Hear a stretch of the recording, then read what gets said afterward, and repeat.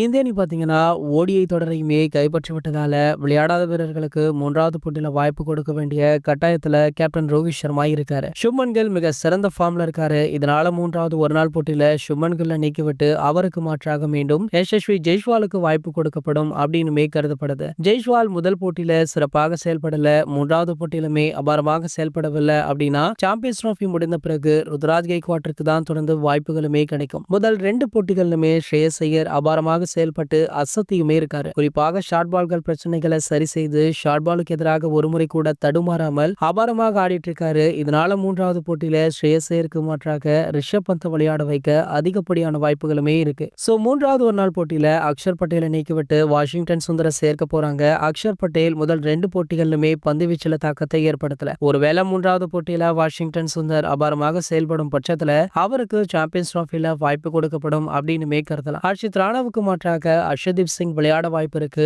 அர்ஷதீப் சிங் சிறந்த ஃபார்ம்ல இருந்ததால முதல் 2 போட்டிகள்ல ஹர்ஷித் ராணாவுக்கு வாய்ப்பு கொடுக்கப்பட்டதாக கருதப்படுது. சோ அப்படியே பாத்தீங்கன்னா டோட்டலாக 3வது போட்டியில 11 அணில நிறைய மாறுதல் இருக்கும் அப்படின்னு எதிர்பார்க்கப்படுது. இந்த போட்டிக்காக உங்களை யாரெல்லாம் அவளுடன் காத்துட்டு இருக்கீங்க அப்படின்றத கீழே உள்ள கமெண்ட் செக்ஷன்ல கமெண்ட் பண்ணிட்டு நம்மளுடைய கிரிக்கெட் நியூஸ் அப்டேட்ஸ் அப்படின்ற நம்ம சேனலை சப்ஸ்கிரைப் பண்ணிக்கோங்க.